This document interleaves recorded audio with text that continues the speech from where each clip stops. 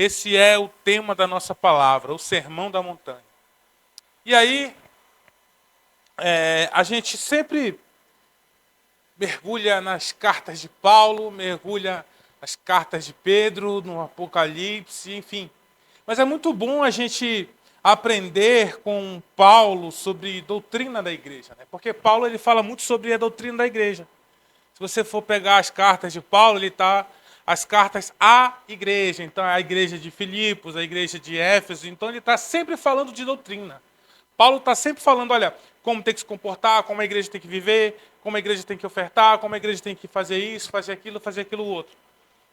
Mas tem um cara que é melhor que Paulo. E o nome dele é Jesus. Sabe, às vezes a gente prega muito Paulo, esquece de pregar Jesus. Esquece de ver e ouvir aquilo que Jesus diz. E o Sermão da Montanha, ele é exatamente uma pregação completa de Jesus. Jesus, ele vai ao monte e começa a falar ali, e aí Mateus pega esse sermão e escreve 3 capítulos da Bíblia. Mateus capítulo 5, capítulo 6 e capítulo 7. Eu particularmente, estou estudando as palavras de Jesus especificamente. Tem uma Bíblia chamada Bíblia Thompson, onde coloca em vermelho só as falas de Jesus. Eu comecei a ler e orar, e eu percebi, e eu fiz uma mini pesquisa. A minha mini pesquisa inclui só 5 pastores, eu não tenho tanto contatos assim. Eu comecei a perguntar para os meus amigos pastores, o que vocês estão pregando na igreja de vocês? Aí um falou, cara, eu estou numa série de Apocalipse, né?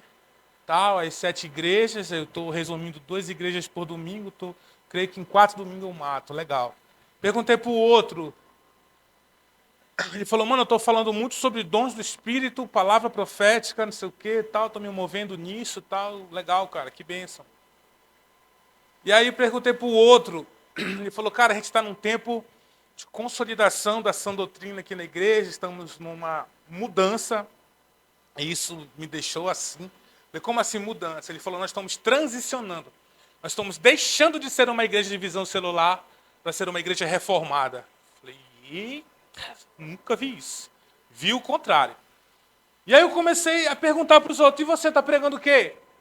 Aí teve um que falou assim, o que é isso? É concílio de Paragominas? Agora tem o de Nicéia, agora de Paragominas, está perguntando. Falei, quero saber, cara. Aí ele começou a falar sobre discipulado, cuidar um a um. Dos 5 pastores que eu perguntei, não estou dizendo que são hereges, são nada.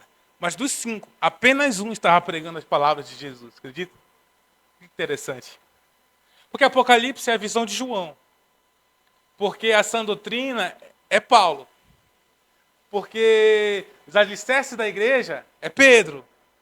Então, e aí eu perguntei para esse, ele começou a falar de discipulado, de vida na vida, não sei o que e tal. Eu falei, cara, que bênção. Jesus, beleza. Qual texto está usando? Eu falei, cara, estou usando Lucas, capítulo 20, 21, 22. Ah, entendi. Legal. Que bênção. Mas esse sermão da montanha, eu perguntei para eles, e o sermão da montanha? Ele falou, cara, é complexo demais para a gente entrar nisso. Eu falei, desse que eu gosto. Então é por aí que eu vou. E aí, cara, o Sermão da Montanha ele traz a fundamentação necessária para o nosso cristianismo. O Sermão da Montanha ele é a pregação mais profunda que a gente vai encontrar de Jesus. E ele é de suma importância. Então,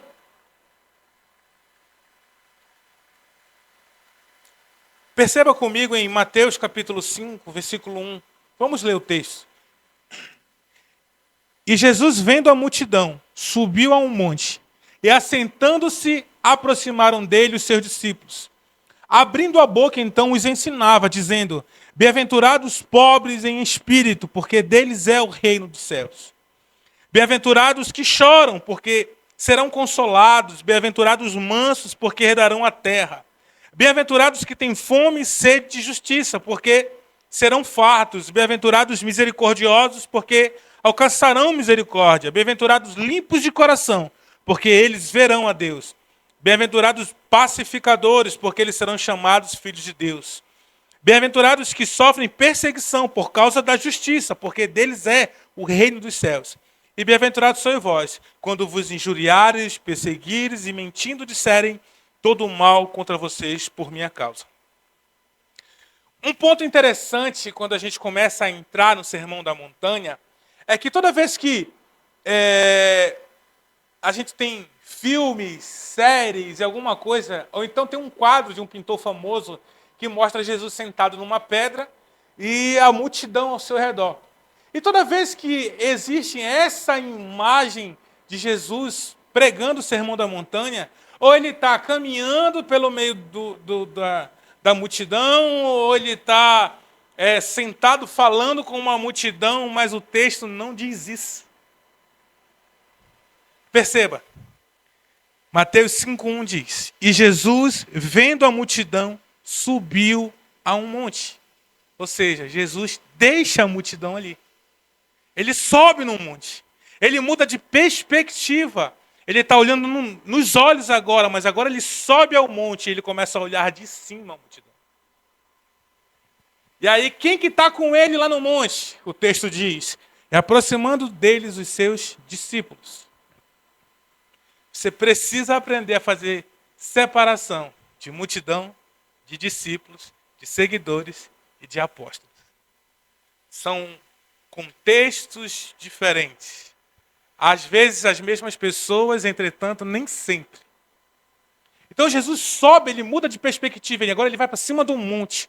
E os seus discípulos chegam lá, então começa, e aí o texto fala que ele abre a boca e começa a ensiná-los. Ou seja, para quem é o Sermão do Monte? Não é para a multidão. O Sermão do Monte é para os discípulos. Para aqueles que chegam perto de Jesus para ouvir o que Jesus quer dizer. E aqui já começa para nós uma lição muito importante. A gente vai precisar subir um monte para ouvir Jesus. Não um monte de terra, de barro, lá no Promissão, você ir lá para aquelas cabaninhas lá e começar a orar. Não. Você vai ter que se separar de tudo aquilo que é multidão. De tudo aquilo que a multidão gosta, de tudo aquilo que a multidão aprecia. E o que a multidão queria? Pão, comida, milagre, dinheiro, status. Várias vezes, pessoas chegavam com Jesus e diziam assim, bom mestre! E Jesus olhava e dizia assim, Jesus era muito, assim, desculpa a palavra, mas muito safo. Quando chegava esses caras, ele dizia assim, bom, mestre? Ele já dava aquela, ei, peraí. Quantas vezes eu já ouvi essa frase de gente que não é da ID?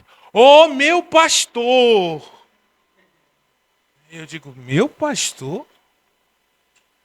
Desde quando? Porque esses são clichês evangélicos, mas frases por frases, os coaches estão cheios. Nem por isso todo mundo que faz uma palestra coach enriquece. Melhora. Sabe? Então, o discípulo, ele vai para um ambiente aonde não se fala por parábolas, aonde não se fala por enigmas, aonde tudo é verdade, cara a cara, olho no olho, claro como a luz do sol.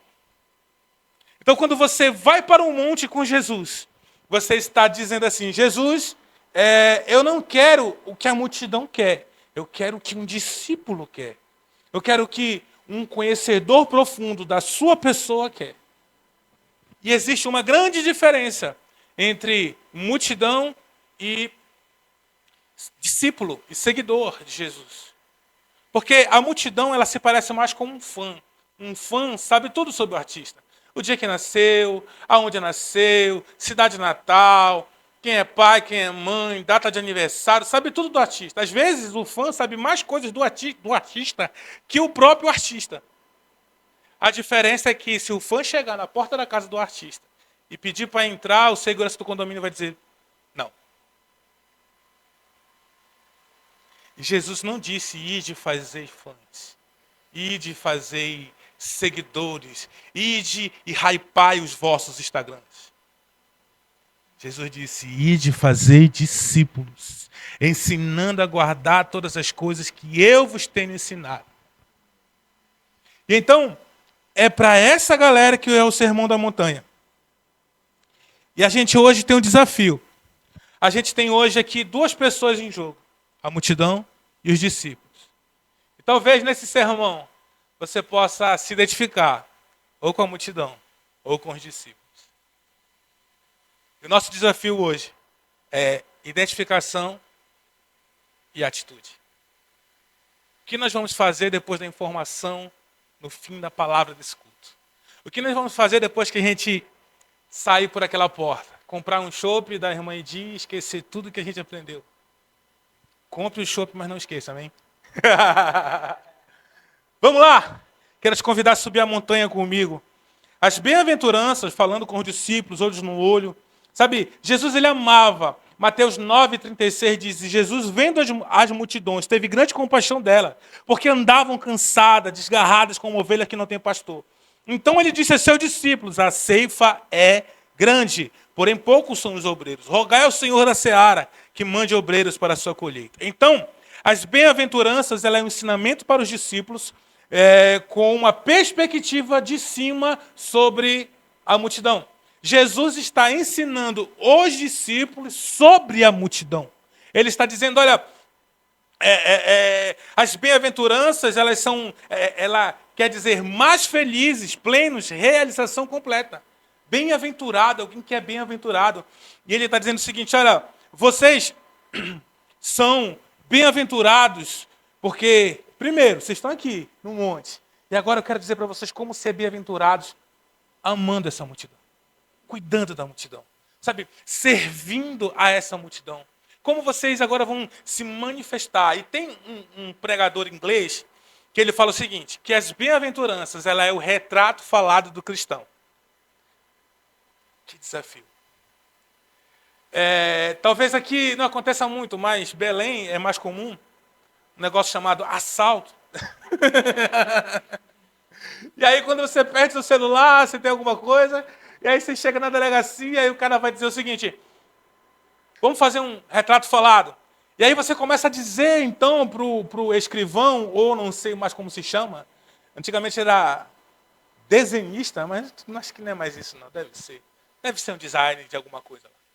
E aí esse cara chega lá e vai dizer assim, quais são as características fortes do cara que te roubou? Vamos fazer um retrato falado. Então, quando você começa a fazer um retrato falado, você vai dar características fortes sobre aquilo. Né? O cara tinha uma lista no cabelo que vinha até a sobrancelha. Tinha um cabelo louro, assim, meio tipo Hélito, assim. Tinha uma tatu. E aí, assim, você começa a dizer, olha, era gordinho, era magro, era alto, era baixo, e era assim, era assim. Então você começa a dizer as características fortes que lembram aquela pessoa. E aí, esse pregador americano disse que as bem-aventuranças, ela é o retrato falado da vida do crente. E a bem-aventurança, meu amigo, ela é a base do evangelho, ela é a base do cristianismo. Eu quero te falar uma coisa. Se uma pessoa, ela não tem as bem-aventuranças em sua vida, provavelmente não é cristão.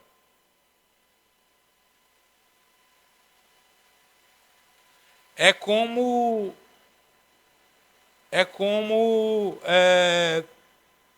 uma vaca que produz leite. Se você tem uma vaca, que o que sai dela não é leite, não é uma vaca. Um cristão sem a bem-aventurança não é cristão.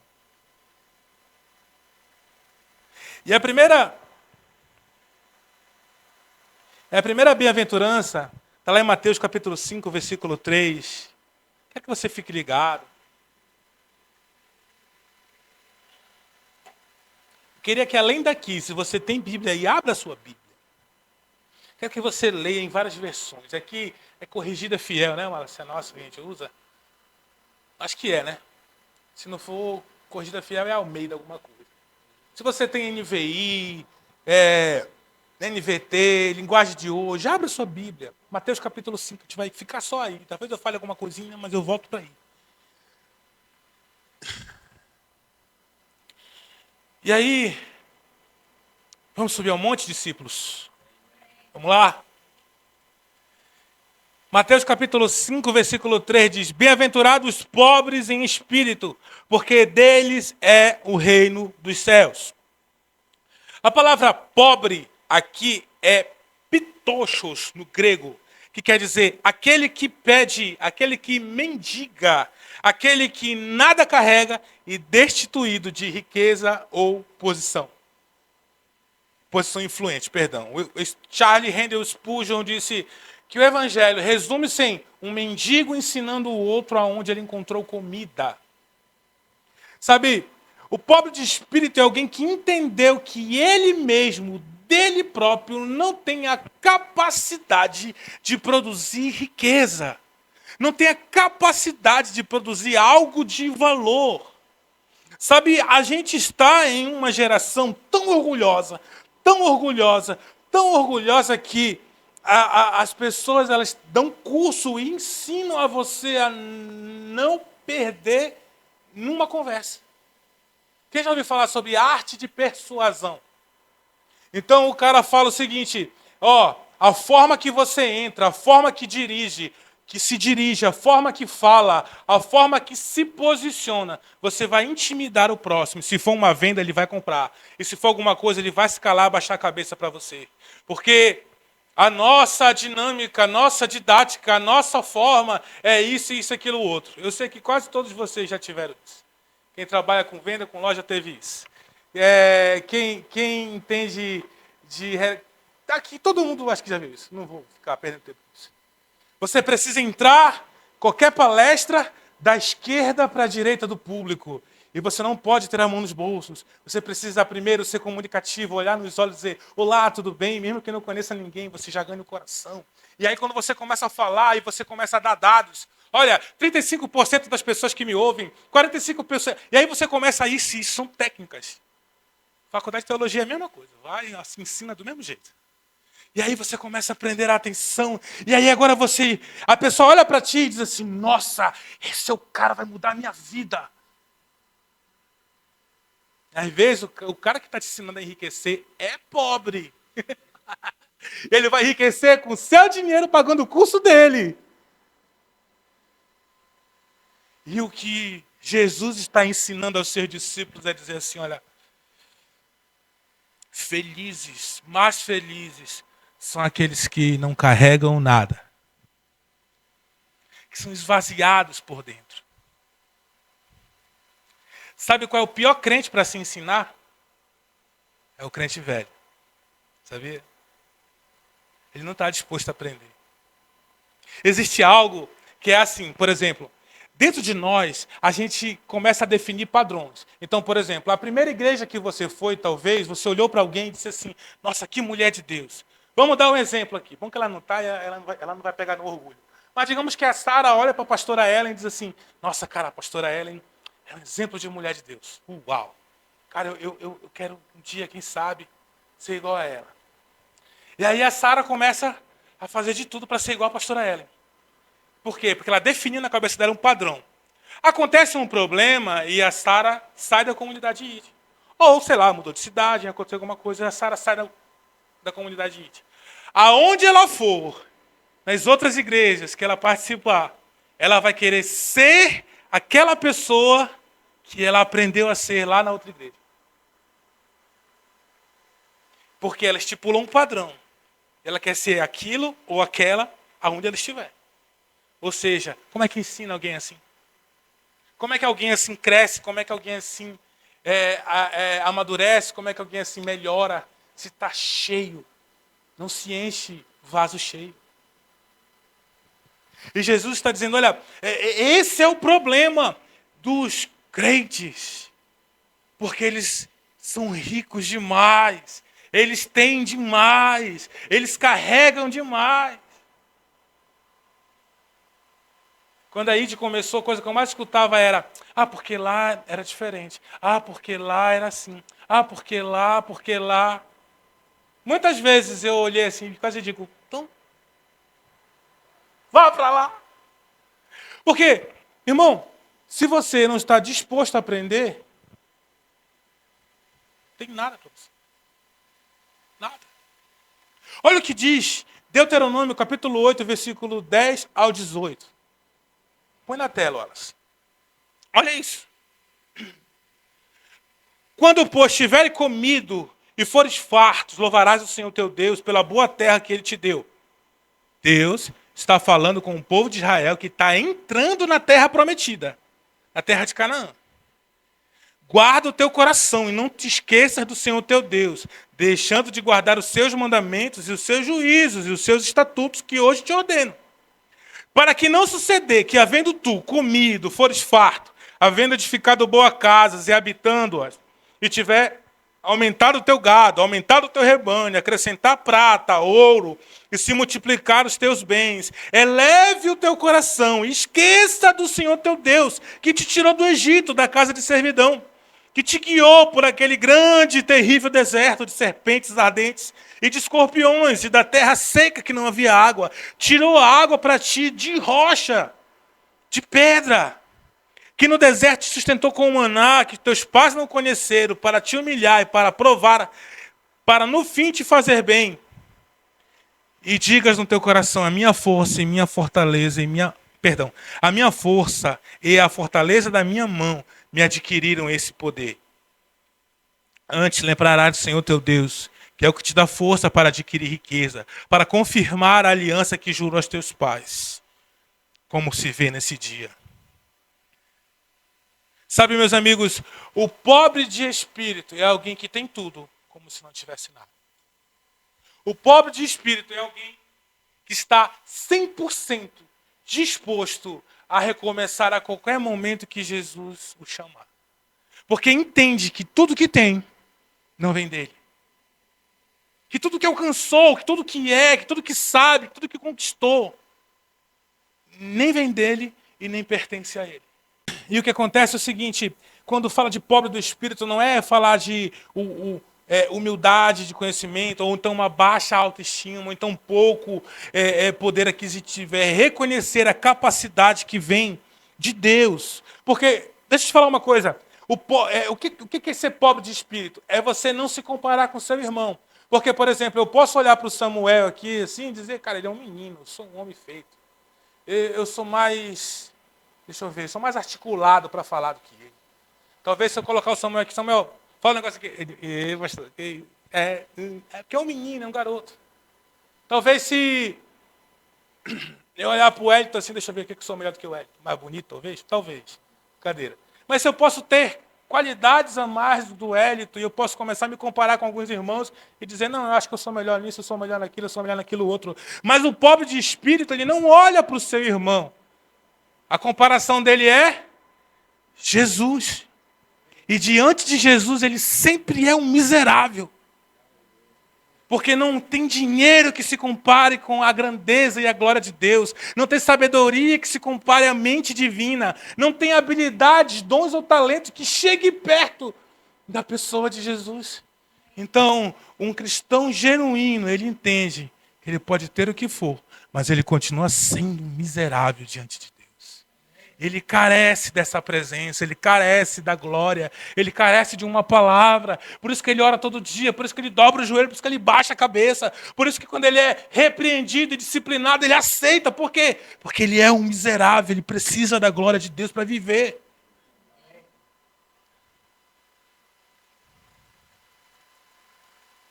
Tudo bem aí? Bora continuar, vocês estão vivos, amém? A segunda bem-aventurança.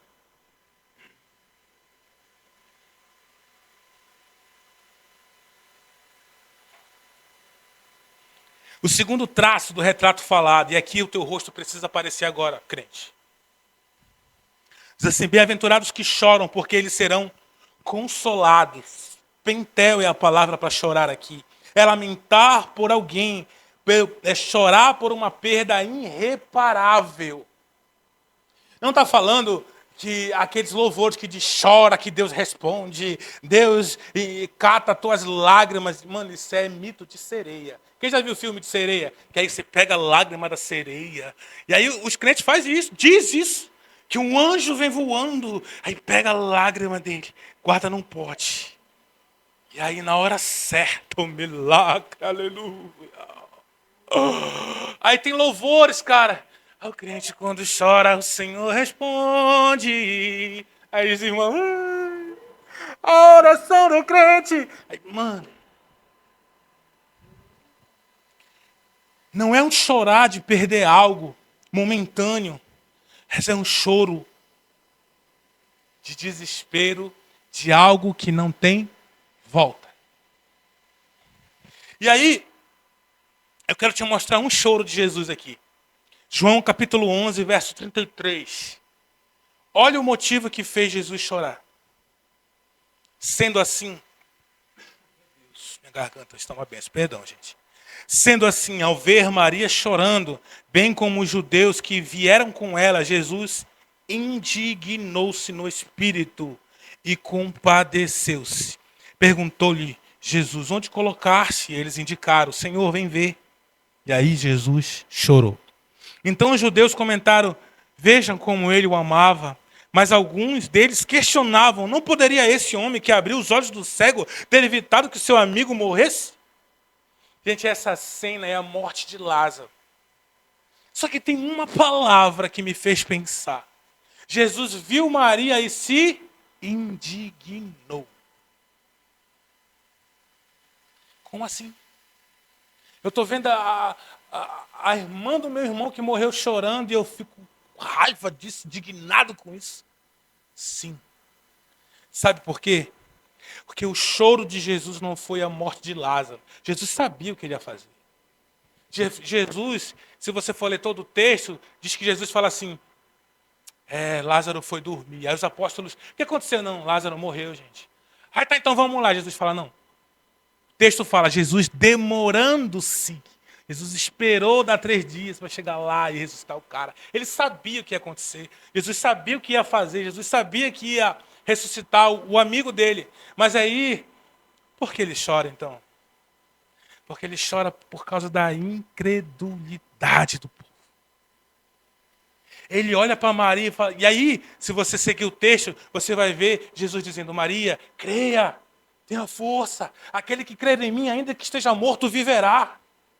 Maria, essas coisas é impossível para o homem, mas para Deus é possível. Ele começa meio que, bora lá, Maria. Cara, tu esqueceu quem eu sou? Tu esqueceu que tu anda comigo? Tu esqueceu o que eu já fiz, o que tu já viu? Cara, não acredito que tu não está crendo. Eu não acredito que você não consegue perceber que Deus desceu e caminha com você. Não pode ser.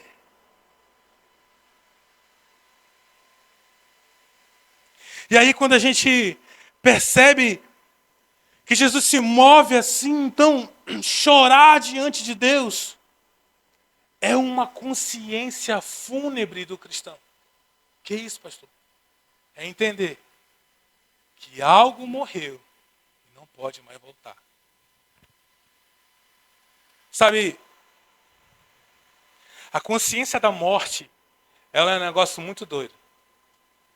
Sabia que todos nós estamos morrendo? Quem sabia, diz amém. Quem tem medo, diz amém. Quem está com vergonha de falar que tem medo? Cadê? Você hoje está mais morto do que ontem. Seu cabelo, as fibras, elas morrem, suas células vão morrendo. Né? Talvez... Quantos você tem, Samuel? 12? Talvez aqui o Samuel com 12 me ouvir falar de morte. Ele fala assim, que isso, pastor? Isso está bem mais para frente, estou pensando nisso. Isso não está na minha agenda a priori. Mas a gente aqui que já... A gente que já é jovem há muito tempo, é uma possibilidade. A gente já pensa assim, tá, acho que é bom fazer aquele plano funerário, né? Acho que é bom. Faz parte. Talvez você jovem aqui ainda não aprendeu a lidar com a morte. Aí quando você vai ficando velho, aí você vai vendo pessoas que você ama morrer. Seus irmãos. Antigamente era só avô, vó que morria. E agora você vai envelhecendo, aí você vai vendo irmão morrer. Primo perto morrendo. Né? Esposo. Você vai... Você vai vendo pessoas que caminham com você partindo. E esse pensamento da morte é o que o cristão precisa entender, porque a gente tenta disfarçar o cheiro de morte. Sabia que banho é disfarçar o cheiro de morte? Mas é verdade, por que um cadáver fede? Se você passar 3 dias e andar num cemitério, vão te confundir. Vai dizer, acho que alguém levantou e a gente não está sabendo. Mas é isso que acontece. Mas a morte está presente no nosso dia a dia. A morte, ela faz parte. E aí, inevitavelmente, você de manhã, sem perceber, levanta e luta contra essa morte todos os dias. Mas terá um dia em que o seu corpo não vai mais levantar. E aí, esse dia, você perdeu para a morte. Só que aí, o que isso tem a ver? Tem a ver que você precisa chorar, ter lágrima nos seus olhos. Adão, quando peca, a promessa de Deus é: se você comer esse fruto, certamente você vai morrer. Você vai morrer. E aí Adão, Eva primeiro, depois Adão come do fruto. Ele come e não morreu. A Bíblia mentiu. Quem acha que Adão comer do fruto morreu, levante a mão. Pegadinha. Quem acha que Adão não morreu quando comeu do fruto, levante a mão. Quem não acha nada, levante a mão. Aê! Valeu, obrigado. Vocês são tão espontâneos. Acontece que a morte entra. A primeira morte, a morte espiritual, separação de Deus. Agora Adão vai ter a sua vida sem a presença do Senhor. Sem a comunhão olho no olho, sem a face to face. Gostou? Foi legal essa. E aí, a segunda morte, a morte entra, talvez não instantânea, mas daí em diante, todo dia Adão ia morrendo um pouquinho. Todo dia Adão ia morrendo um pouquinho. Todo dia Adão ia morrendo um pouquinho. E sabe o que acontece? A gente começa espiritualmente a passar perfumes, a tirar o cheiro de morte de nós. E aí eu começo a passar os perfumes, e aí tá tudo bem, tá tudo bem. E aí o que eu faço? Eu pego o arrependimento e jogo para o lado, eu passo o perfume da alegria. E aí, por quê? Para que o cheiro de morte não comece a aparecer. E aí, agora, eu começo a tomar banhos e perfumes e cremes e shampoos e tal. Para quê? Para disfarçar o cheiro de morte que anda dentro da alma. E o choro, ele é a única saída para o pecador. Se você não chora pelos seus pecados, você não pode ser salvo. Porque não há arrependimento. E sem arrependimento, ninguém será salvo. A promessa aqui, no verso que diz: bem-aventurados que choram, porque serão consolados.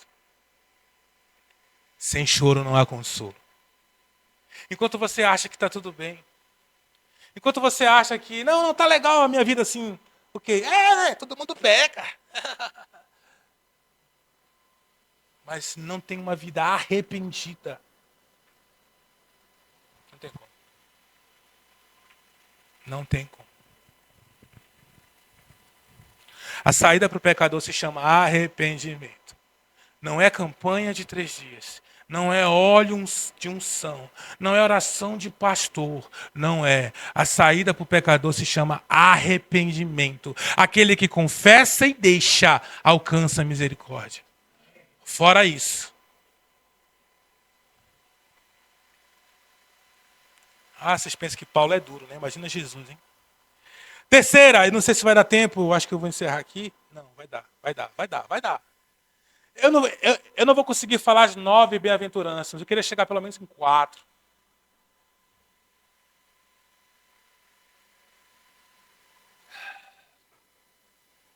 A terceira bem-aventurança, a terceira característica de um retrato falado de um cristão.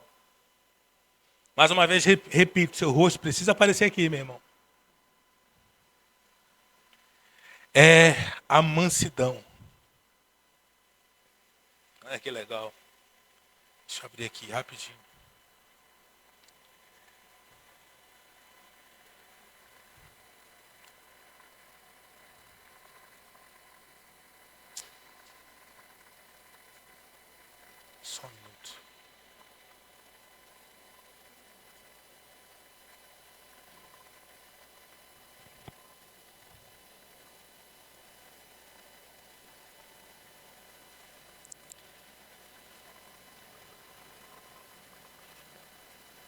Mansidão. A Bíblia diz, bem-aventurados os mansos, porque eles herdarão a terra. Mas eu quero te fazer entender algo importante nessa noite. Não confunda mansidão com passividade.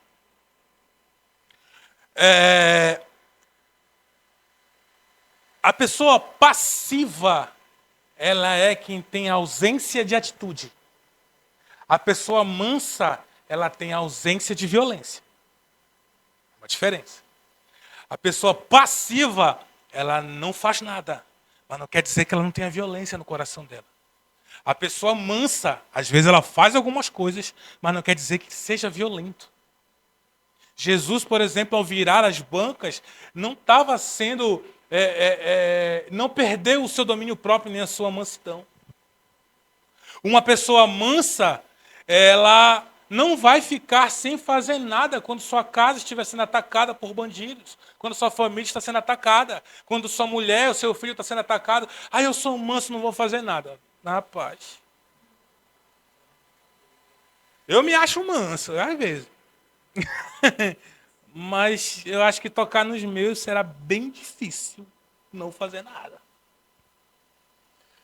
E aí, o que acontece é que uma pessoa ela pode ser incapaz de dar um tapa na cara de alguém. Mas isso não quer dizer que dentro dela ela não seja uma pessoa extremamente violenta. Extremamente maléfica e maldosa. Por quê? Porque, entenda, a diferença do manso para aquela pessoa que ela é passiva é a questão do coração. Porque, olha só, o manso, ele vai se tornar leal. Então, ele não vai prejudicar o alvo de sua mansidão. Exemplo, eu com a minha esposa, eu não vou fazer nada de violento com ela que a prejudique.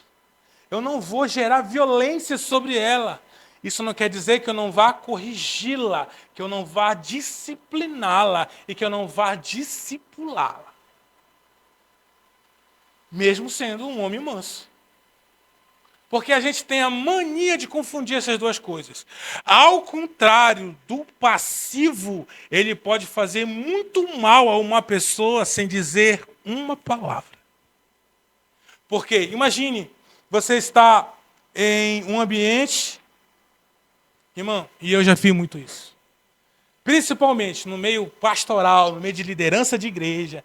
Quantas vezes eu vi o pastor chegar numa reunião e dizer assim, meus amigos, é o seguinte, eu estou com esse pensamento de fazer isso, aquilo, outro, tá. Beleza, todo mundo concorda? Amém, meu pastor, estamos juntos, é nós até o final. Uhul, beleza. O pastor virou e disse, cara, acho que vai dar certo, não. Estou te falando. Vai dar merda. Eu escuto.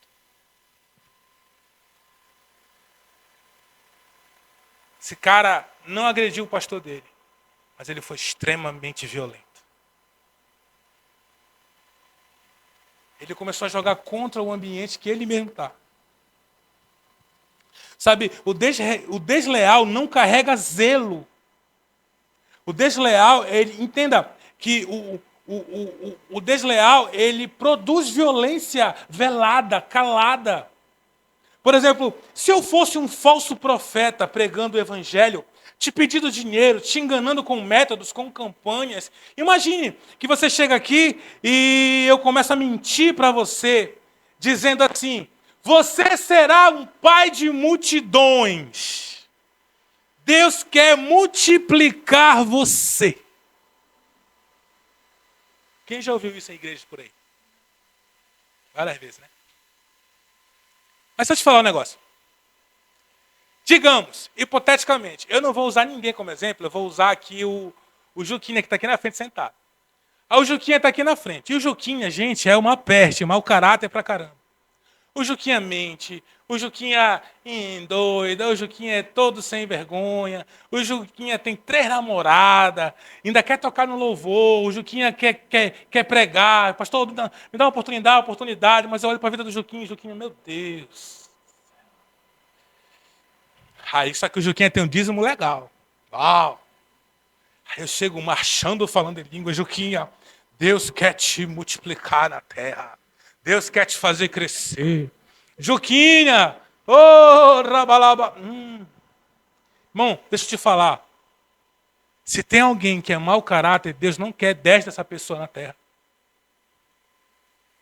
Se tem alguém que tem um caráter ferido, caído, parece mais com a serpente do que com o Filho de Deus, Deus não quer multiplicar essa pessoa. Jamais! Deus gosta de ovelha, não de lobo, gente. Entenda isso, que o padrão a ser multiplicado, observado, acompanhado é de Cristo Jesus. Ele é o exemplo a ser seguido. Nenhum de nós aqui, nem eu, nem você, ninguém aqui merece ter um seguidor que preste.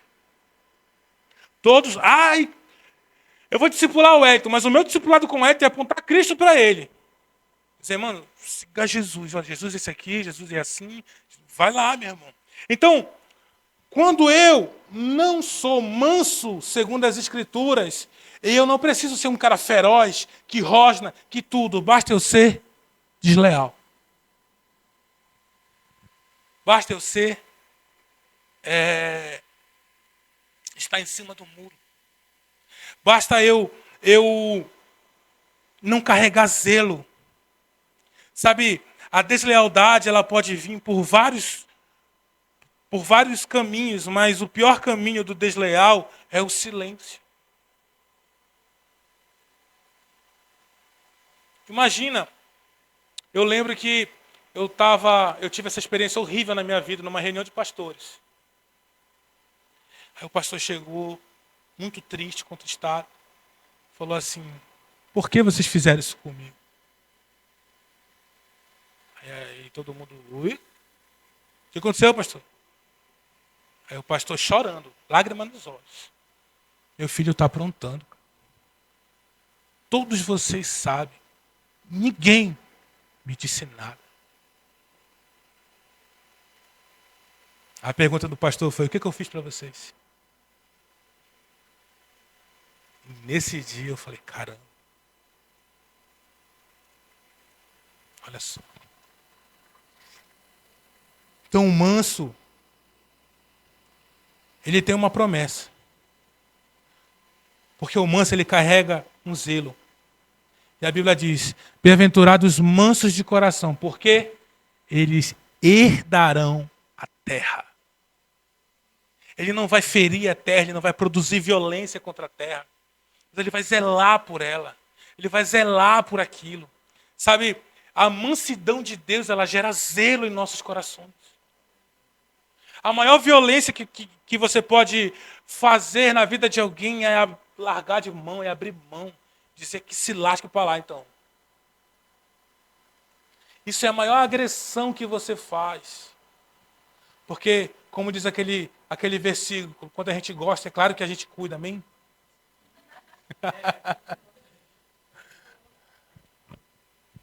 Brincadeira, só tá muito tenso o negócio. Vai, solta aí. Sabe, meus amigos, mas a gente precisa carregar a mansidão. E o último, e agora eu encerro com isso. A quarta característica da bem-aventurança, do retrato falado do cristão, é a fome e sede por justiça. Bem-aventurados que têm fome e sede de justiça, porque serão fartos. Aqui, a palavra justiça, ela tem um significado muito profundo por toda a Escritura. O que é justiça? É colocar no lugar devido. É colocar no lugar devido. E eu quero te mostrar dois textos que a gente vai orar. Primeiro, 2 Coríntios capítulo 5, versículo 21, diz, Deus fez aquele que não tinha pecado alguma oferta por todos os nossos pecados, a fim de que nele nos tornássemos justiça de Deus. Segundo verso é Romanos capítulo 5, versículo 18 diz, portanto, assim como por uma só transgressão determinou na condenação de todos os homens e seres humanos, assim, igualmente, por um só ato de justiça, resultou na justificação que traz vida a todos os homens. A Bíblia enxerga o ato de Jesus ser crucificado como justiça de Deus. O que é a justiça de Deus? Deus, ele não perdoou os teus e os meus pecados esquecendo. Não foi assim. Deus não falou, tá bom, deixa pra lá, você é uma nova criatura, daqui pra frente tudo vai ser diferente. Vamos lá, levanta o tapete, tudo que você fez, ó. Pronto, passou. Não. Os seus pecados foram punidos em Jesus. É chamado propiciação, ou seja, a ira de Deus sobre os pecados foi completamente descarregada e saciada em Jesus. Tudo o que você merecia, Jesus levou por você. E aí, esse ato de justiça, agora ele te abre uma porta de salvação. Como? Que Deus fez em Jesus uma oferta pelos pecados, a fim de que nele nós tivéssemos alcance à justiça de Deus. O que é a justiça de Deus então? Nenhum de nós irá para o inferno por causa de pecados. Os pecados são pagos. Mas irão para o inferno todo aquele que não recebeu a justiça de Deus na pessoa de Jesus. Porque nele está a justiça. Então, se você não tem ele, você não tem justiça. E aí, Romanos 3:23 diz assim, todos pecaram e destituídos, ou seja, perderam a posição de filhos de Deus. Então, o pecado, ele te tira da posição de filho. Ele te tira de um lugar onde você nunca deveria ter saído. Você olha para Adão, você vê essa representatividade. Ele sai do jardim quando ele peca. Ele sai da presença de Deus. Agora, Isaías 59, 1 e 2 diz, olha, os vossos pecados e as vossas transgressões fazem separação de vós e do vosso Deus. Ou seja, os pecados nos afastam de Deus. Então, quando Jesus morre na cruz, e agora ele fala, eu sou o caminho. Para quê? Para que vocês sejam reconectados com o Pai. Justiça, então, é te recolocar em um lugar onde nós nunca deveríamos ter saído. Então, o ato de justiça, ele vai nos recolocar. E aí, sabe o que a promessa da bem-aventurança diz? Bem-aventurados que têm fome e sede dessa justiça. Porque serão saciados.